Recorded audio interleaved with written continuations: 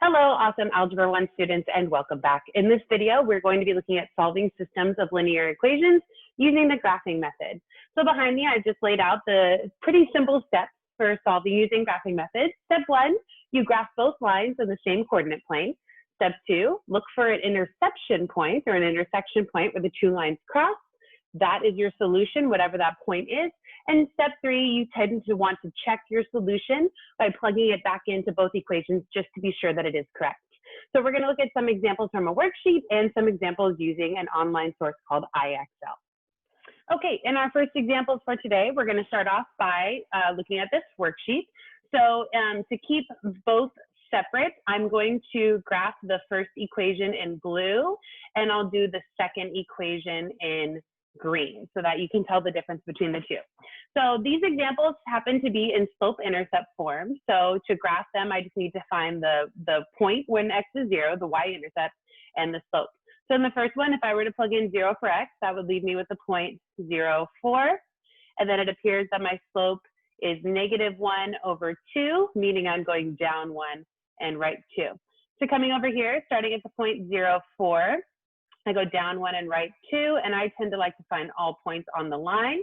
So I go down 1 and right 2 again. Can't go any further, so I go back to where I started and I reverse the order to find all points, up 1 and left 2. And that seemed to allow me to find all possible points. So now I'm just going to graph my line. Okay, in the second example, I'm going to do this one in green. Same thing, when I plug in 0 for x, that gives me y is -1. So my y-intercept here is 0, -1, and my slope, which always is a ratio, so I would have to write that as 2/1, because it's positive, I'll be going up and to the right. So starting at 0, -1, I'm going up 2 and right 1. Now remember, I'm looking for a point of intersection. Up 2, right 1, you'll notice right here, our two functions share the same point. So that means that that point of intersection is a common solution to both functions. So I actually didn't need to continue because I hit a point on the other line, which means that's what we call a common solution or a solution to the system. So what are the coordinates of this point? The coordinates of this point are 2 and 3. So we would call that the solution to the system. Now, step 3 is always to check, and I feel like this step goes unnoticed a lot of the time. People don't think that it's important. I think it's very important to check your work.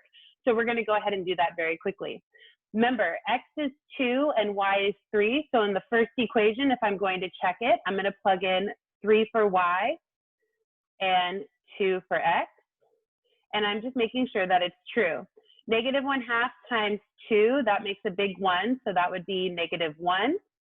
And -1 plus 4 is 3. So I know that this is the solution to the first equation.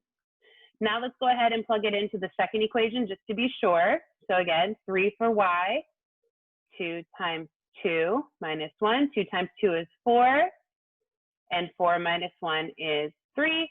So it is a solution to the second equation. Therefore, I know without a doubt that my answer is correct, and the solution to this system is 2, 3. Again, the check does not take very long, and it allows you to be sure that your work is done correctly. Let's move over here to the next one. So same thing, I'm going to graph the top equation in blue, and we'll do the bottom equation in green. So starting with the top equation, my point, if I plug in 0 for x, leaves me with -1. And my slope is -1/4, which means I'm going to go down 1 and right 4. Starting at -1, down 1, right 4. And then again, I can't keep going in this direction, but my solution could be over here. So I want to make sure that this is exact. So I go back to where I started and I reverse the order. I go up 1 and left 4. I want to find all possible points in this graph. So here we go. There's my line. Okay, let's go ahead and do the same thing for the second one. So plug in 0 for x, that leaves you with 2 for y. So my y-intercept 0, 2. Again, this is a hidden coefficient. A -x is equivalent to a -1x. That means my slope here is -1/1. Since the slope is always right, this would mean I'm going down 1 and right 1. So starting at 0, 2, I'm going down into the right 1. And I'm going to keep going until I hopefully hit a point a common point on the other line, which I happen to do. If you want, you could keep going in the opposite direction just to make your graph more exact. Go ahead and graph the line here. And where do they intersect? They intersect right here. Whoops, that's not what I wanted to do. They intersect right here at what looks to be 4, -2. So right now I'm thinking the solution to this system is 4, -2, right? 4, -2. Again, I'm going to check my work because I want to be sure. So first let's check in the top equation. I'm going to do that over here. So we're plugging in -2 for y and 4 for x. So -2 equals -1/4 times 4 minus 1. That's a big 1. So that's -1. -2 equals -1 minus 1. And -1 minus 1 is -2. So I know this is a solution to the first equation. But it has to be a solution to both. And if it's not a solution to both, you made a mistake somewhere. Let's go ahead and plug it into the second one. So again, plug in -2 for y, and I know that's a hidden -1, so I plug that in for 4. -1 times 4 is -4, so we have -2 equals -4 plus 2. -4 plus 2 is -2, and I know that it's a solution for the second one. So because I checked it in both, and it was a solution to both, I know without a doubt that this is the solution to the system. All right, let's go ahead and look at a few more examples using IXL. Okay, so for these examples, what's nice about IXL is it has already decided which color you're going to be using. So in the top equation, and again, this is code WV5, the top equation is going to be orange and the bottom equation is going to be blue. So if I decide to graph the top equation, just make sure that you click down here for the color orange. So I'm starting at the point 0, 1, and then it looks like my slope is -5/2, which means I'm going to go down 5, 1, 2, 3, 4, 5, and right 2. What's nice about IXL is that the line automatically forms for you. Now, if I don't click on the blue and I go to graph the second one, it's going to change this graph. It won't actually let me click, or if it does, it's going to mess up that graph. So come down here and click blue for the second one. And I'm starting here. When I plug in 0 for x, my y-intercept is -1. And my slope is -3/2, which means I'm going down 3, 1, 2, 3, and right 2. And look at what happens. We intersect at a point. And if I look at that point appears to be at 2, -4. So down here, I'm typing in 2, 2, and -4, because I do believe that's the point of intersection, meaning that's the solution. And we hit submit. These are a little bit tougher, so let's do this one too. So here we go. Orange for the first, blue for the second. So we're going to start with the first one. When I plug in 0 for x, I get y is 2, so that's my first point. This is again a hidden -1, so that would be a slope of -1/1, which means I'm going down 1 and right 1, down 1 and right 1, down 1 and right 1, and that creates this orange line. To graph the second equation, we're clicking on the blue. Now this one's a little bit tougher. When I plug in 0 for x, what am I left with here? I'm left with 0, because -3/5 times x is 0, and there's no constant on the end here. That means my y-intercept is 0, 0. And my slope is -3/5, which means I'm going down 3, 1, 2, 3, and right 5, 1, 2, 3, 4, 5. Again, I'm looking for an intersection point, a common solution that they both have. It appears that this point is at 5, -3, 5, -3, and I hit submit, and there we have it. I'm going to jump a level here to hopefully look at some that are a little bit more challenging. Now, once you get into the levels of 70 and above, we're going to hit a couple more challenging ones where the lines are not necessarily in slope-intercept form. But to write the line in slope-intercept form, it's actually pretty simple. So it looks like here, the first equation is going to be in, it looks like the color reddish, orangish. So we're going to use red to annotate this first equation. So we can't read the slope if a graph is not in slope-intercept form. So essentially, to get this graph into slope-intercept form, we're going to solve for, this looks terrible, y. So if we have the equation 2x plus y equals 2, we want to get y by itself, which means what do we have to get rid of on this side? We need to get rid of this 2x. How do you get rid of a 2x? You subtract it, because by subtracting 2x, it creates what's called a zero term, and then that will leave you with y by itself. Now on this side, you can't do 2 minus 2x. Those are not like terms. So exactly how you would read it vertically, just write it out horizontally, 2 minus 2x.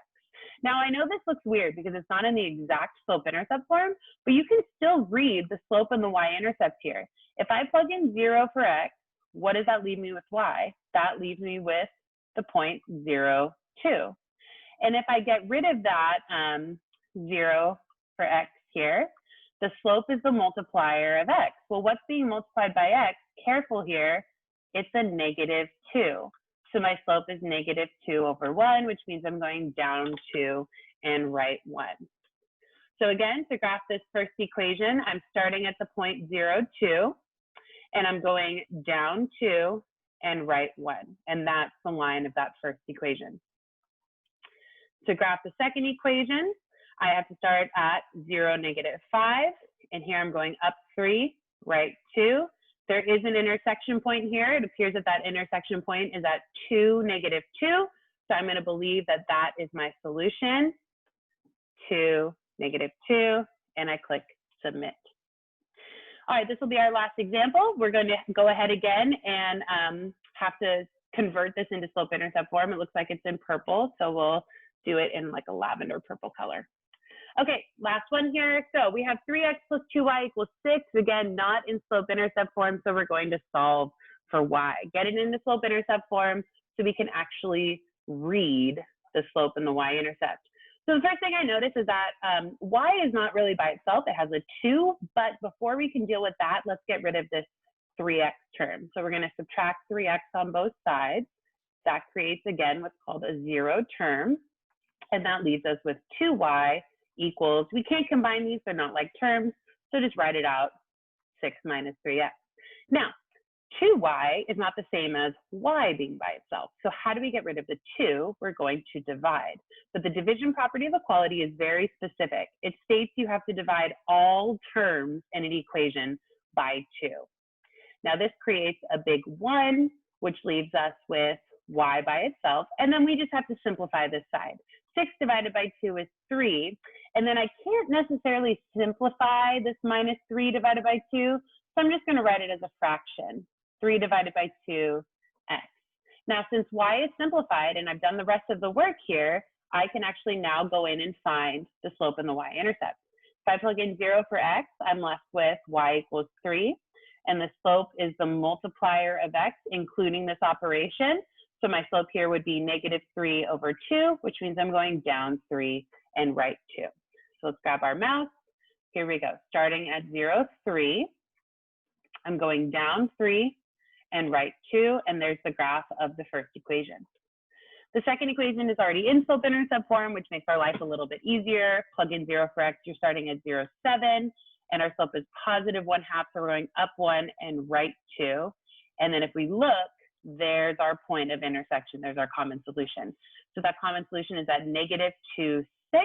So we come down here, plug in negative 2 and 6, and voila, there we are.